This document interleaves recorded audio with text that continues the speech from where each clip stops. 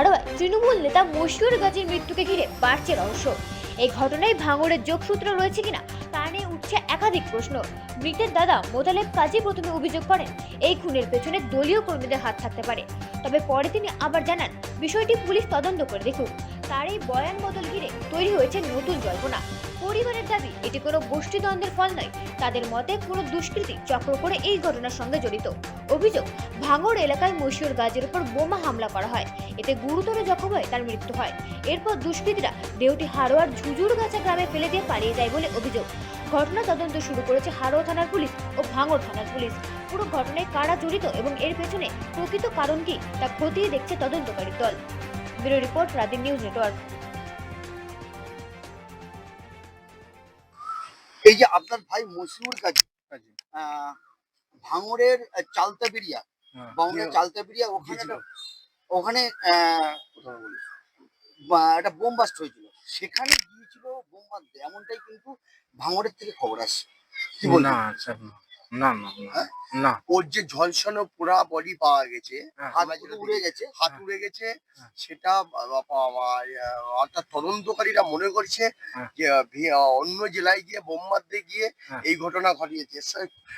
খুনের কোনো ঘটনা দেখতে পাচ্ছেন না, এই অভিযোগটা কতটা? না না স্যার, হ্যাঁ? না না না।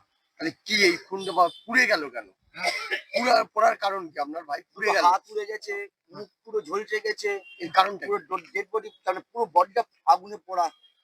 মানে পোড়া বলছি, ধরলাম রাত 10টার পর থেকে তো ভাইকে পাচ্ছিলাম না, ফোনেও পাচ্ছিলাম না, ঠিক আছে।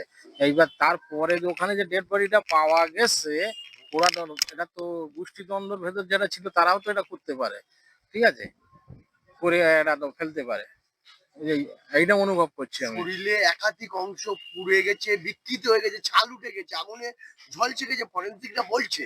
কি বলবেন সেটা? সেই জায়গা চিহ্নিত করা হয়েছে। বলছি যে ভাঙড়ের যে চালতাবিরিয়া যে সেখানে বোম বাঁধতে গিয়ে এই ঘটনা ঘটেছে। না, আমার সেরকম কিছু কোনো খবর নাই, হ্যাঁ? না জানা নেই।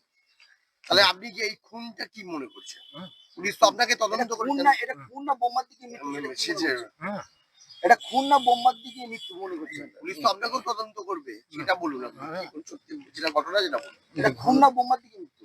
এটা আমি তো মনে করছি এটা খুন, ঠিক আছে। হ্যাঁ, এটা আমি মনে করছি এটা খুন, যেন পায়ে যে ক্ষত অক্ষত যে যে দাগগুলো আছে, যেন কোপানো পানা আর কি, খোসা পানা, সেইগুলো দেখি বলছি আর কি, ঠিক আছে। আর তা কি পুলিশ তদন্ত করে দেখুক আসল ঘটনা কি, সেটা হ্যাঁ। বলুন আপনি। সেটা বলুন। আমি একটা পুলিশ তদন্ত করে দেখবো, হ্যাঁ। দেখবো অবশ্যই দেখবো। মানে এটা বোমবাদের কেস নয় আপনি বলছেন? না, আমি এটা বোমবাটার কেস হ্যাঁ? আচ্ছা, না। আপনার নাম কি? আমার নাম মোতায়েব কাজী। বৃহস্পতিবার আগরতলা প্রজ্ঞা ভবনে institute of advance studies in এডুকেশনের উদ্যোগে দেশব্যাপী এনপিটিএস ও এনএমএম এর বাস্তবায়নে অংশীজনদের সক্ষমতা বৃদ্ধির জন্য একদিনের রাজ্য স্তরের